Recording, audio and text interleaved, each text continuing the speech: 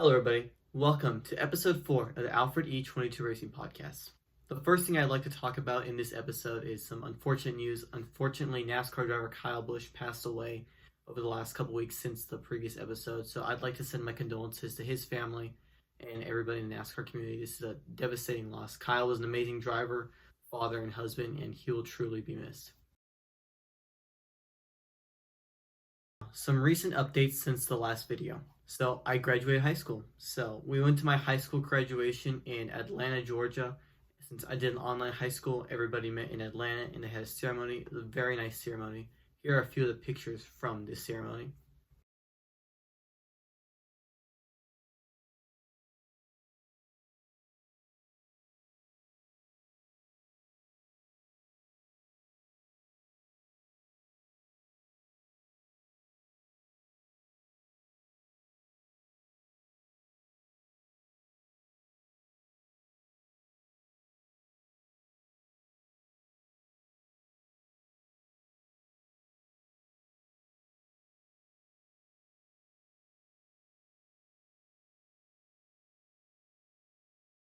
I cannot thank my parents, my grandparents, Mrs. Sandy Hernandez, the Rapp family, and my Uncle Alex for all coming out to support me. It meant a lot. Considering we live in Texas and they made the trek all the way out to Georgia, it means a lot to me. So after graduation, we were supposed to go race at Tri-County Speedway, but unfortunately it got rained out. At this race, I was supposed to drive my new legend car for the first time. This thing right here, the Gray Ghost, built by Miller Performance Direct. This was the car that I flipped, well, not the same exact car, but just the motor that I flipped at the Charlotte Roval a few months ago. And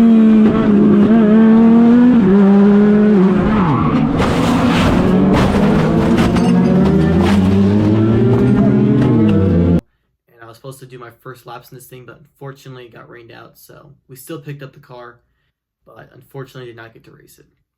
On the flip side, though, I did get to go to all 3 races at the Coca-Cola 600 this about a week ago now. So I was able to go to the truck race, the O'Reilly race, and the Cup race. So I had a really good time there. On Friday, the truck race unfortunately got rained out. They did a few pace laps, and then, well, it started raining, so we didn't get much racing in on Friday. I did go to a bunch of merchandise tents across from Charlotte Motor Speedway. I spent way too much money, but it was well worth it. Quick side note here, a couple of cars I got at the Coke 600. We have a Dan Gurney car here on the far left from the 1960s, Noah Gregson Rush Truck Center's car from last year, and then Ryan Blaney's Daytona one from last year. Good looking race cars. They'll probably be in a future video at some point. And then Saturday, I got up super early because they said the truck race was supposed to be at 8 a.m., but that didn't happen, so we didn't get any on-track activity on Saturday until 1 o'clock. The cup practice started. They canceled qualifying, but they let them do some practice.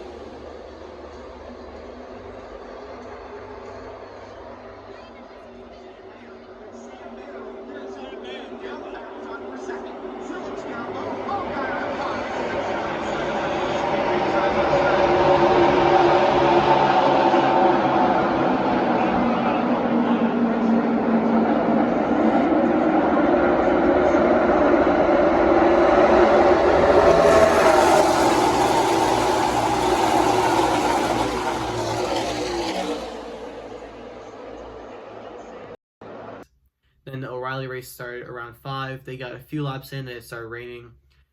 And we went back to the RV because we were staying at the track. It was at least 4 hours between the rain delay starting and it ending. So it was about 9 p.m. It was freezing cold. There were still a lot of people there, surprisingly. We went back. We watched the O'Reilly race, the remainder of it. Then it started raining again. And NASCAR ultimately decided to stop the race and call it off because they had reached the end of stage 2, which was halfway for the race. So Ross Chastain ended up winning that race, and then the truck race started at 10 a.m. So the truck race had to be done by noon, but it was not done by noon, so I had to call it off early because these drivers kept Well, they kept spinning out. I'm not quite sure what was going on, but it wasn't good. But ended up being Lane Riggs, ended up getting the win on Sunday morning.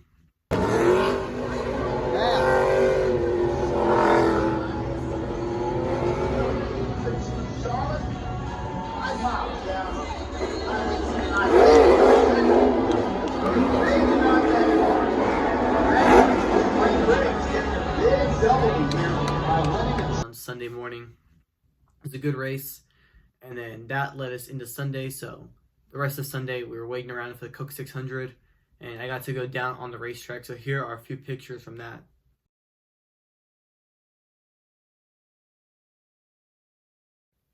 So then they had a tribute to Kyle Busch right before the race started. I have never heard a racetrack so quiet. I mean, there were probably 100,000 people there, and you could hear a pin drop.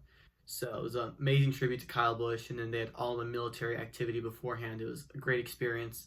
Then the race started. It was an amazing race. There was lots of action everywhere.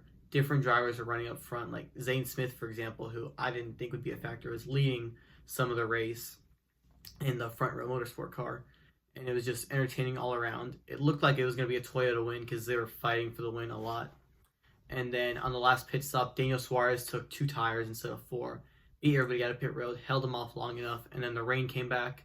And then NASCAR decided to call the race because the track was soaked and it would take at least 2 hours to dry. And it was like 11:30 at this point. NASCAR did not want to have them run the last 27 laps, so they called it. And Daniel Suarez ended up getting the win, his first win at Aspire Motorsport. So it was a great weekend at the Coke 600, and cannot wait till I'm racing in that race one day. Now, we just had my first race back, and it had been 2 months, and it was at Hallett Motor Racing Circuit in the Legend car, and it ended up being really good. I won the race.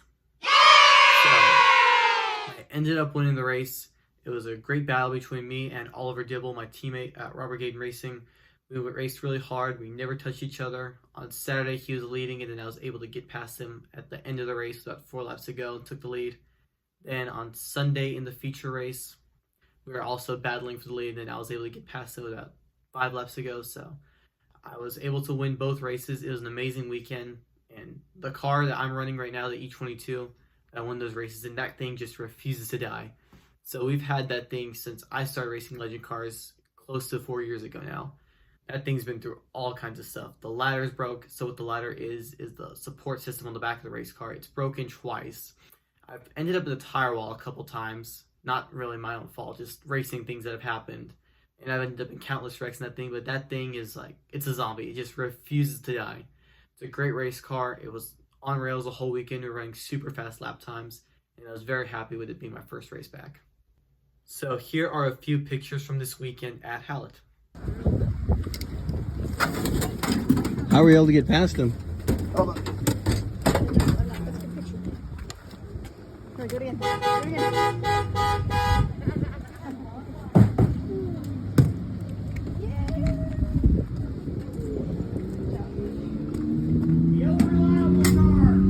It never dies.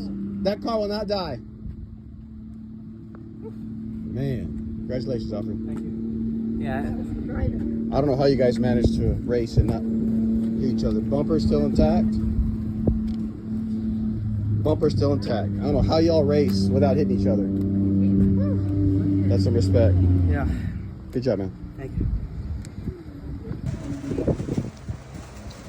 You did it, babe. 2 wins. How you feeling? Great. We won the race.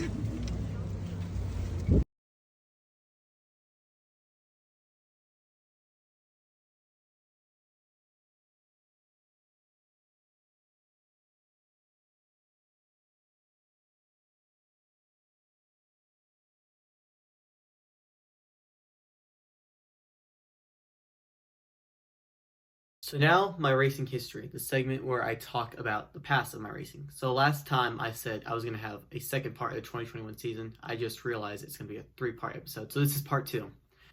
So after we went to that race in New Orleans, I learned a lot. Went back to our home go-kart track to get ready for the next regional race, which was going to be there at North Texas Carters.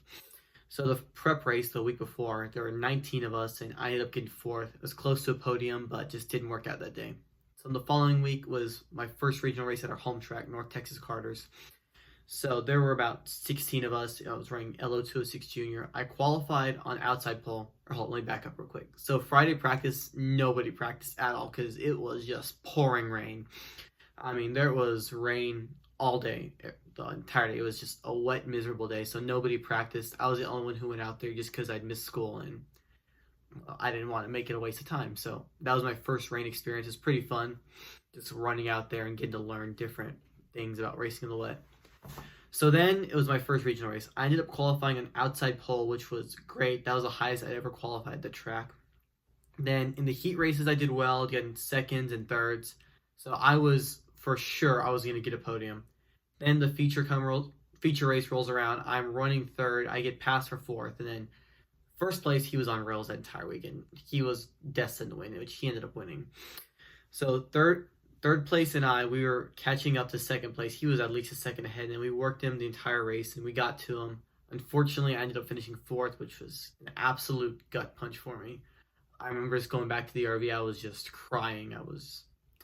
I was really hurting after that race, but it was a great learning experience. Here's just a few more pictures from that regional race, and along with a few other races that came after that, along with one of my other podiums at Nortex Cars that time.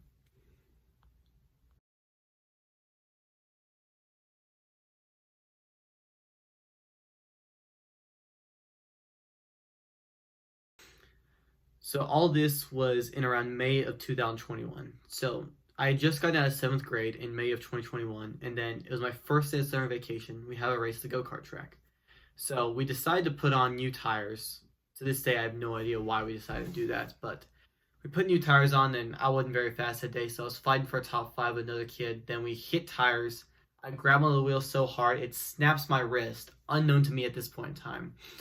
So I came back in, and my wrist was hurting. I told my parents it was hurting really bad, so we went to see the paramedic, but she said it was just a strained muscle, and for some reason we believed her. And then, well, I didn't tell this to my parents at this point in time, but they found out later. I couldn't even hold a stick of deodorant up. That was how bad my wrist was hurting. So we thought it was just a really bad strained muscle, so we just kind of went light on the practice there for a couple weeks.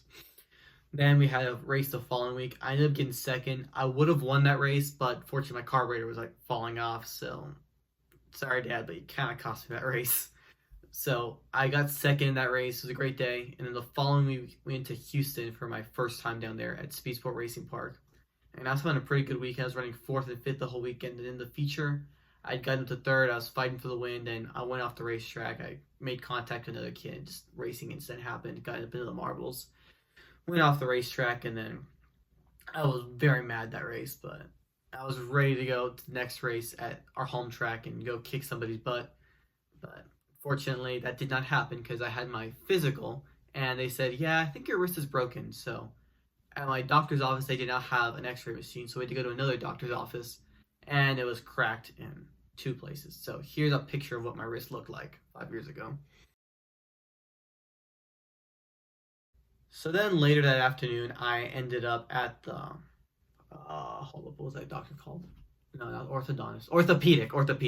So I ended up at the orthopedic doctor. He's like, yep, you're going to have a procedure on Wednesday to relocate it, and you're not going to race for 6 weeks. I was like, what? I can't race? I was very mad. So 6 weeks later, I come back. I start practicing a lot. I'm really fast. And then we have my first race back. And that's where I'll stop today for the fall series of 2021, where I will talk about how the 2021 season ended and my comeback from my wrist injury. Now, it is time for Al's antics. So, I just won the race this weekend at Hallett. It was a great weekend, and I posted on Instagram, and I was about 50 likes, and I told my dad, I think I'm going to get to 100 here pretty soon. He's like, there's no way. And he said, I will give you $100 if you're at 100 likes before we get into the NASCAR race. So, the NASCAR race started like at 7 o'clock this Sunday, and I said, fine, deal. So, I sent it to half the people on my phone. I just said, please like this post because my dad will give me $100. And everybody pulled through, and we were at 149 last I checked. So this ended up being my most liked post on Instagram. Worked out great. So here's a video from my dad surrendering his $100 that he lost. Okay, people, Alfred said that he'd get 100 likes on his double win this weekend post before the NASCAR race was over. And I'm like, there's no way this can happen tonight because it just doesn't happen. I think he'd get to 100, but not before the end of the day. the NASCAR race. Well, as you can see here, the NASCAR race is over, and well, he got 100 likes. How many likes did you get? We're at 128 last I checked. Not bad. All right, so I guess I gotta give the money. Just take the dog with the money. Thank you. So that is Al's Antics episode 3. He will be back for more here in the future, I am sure. So now, I'm going to talk about our diecast segment for today. So it's actually kind of, not really a diecast segment because I have another part to it, but the other day my mom found my very first Joey Logano shirt from whenever I was 6 years old. This is his Daytona 500 win shirt. I mean, this thing is tiny. I mean, this is an extra small. Apparently I was a very small kid. Let me see if I can put it on.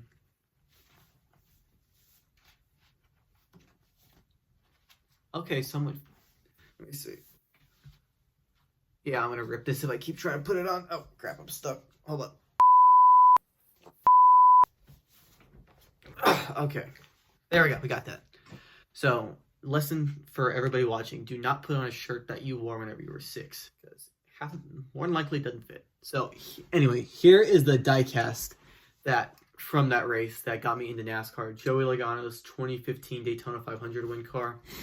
This car is autographed by Joey himself, along with his crew chief at the time, Todd Gordon. I did not get this autographed whenever we got it on eBay. It was already autographed. Very good looking race car, one of my prized possessions. And this is what started it all for me getting into NASCAR. Very good looking race car. Okay, now for our final segment, the sponsorship segment. So, as you guys know, sponsorship is absolutely everything in racing. So we have put together a small sheet for different sponsorship packages that are available with Alfred.e22racing. So here is a picture of that page. So if anybody has interest in any of those sponsorships, please send me an email, alfred.e22racing@yahoo.com. I'll put that down in the description, and then yeah, that would be greatly appreciated. And if that doesn't work and you still want to sponsor me, we also have other opportunities. Just shoot me an email. So I will put my email down in the description below. So I cannot thank everyone who's already sponsored me enough. I'd like to give another shout out to Mrs. Cardona for sponsoring me. That was greatly appreciated. We will put those tires to good use here in the next race. And also, please help me get to 1,000 followers on Instagram. We are currently at 922. Funny enough, that 22 is my number. So we're at 922. Help me get to 1,000, please. It would be greatly appreciated. I'll put the link down in the description below. And yeah, that will do it for today's episode. Please be sure to like this video, subscribe, and comment down below with any questions, comments, concerns. It will be greatly appreciated. Thank you everybody for watching. I hope you guys have a great day.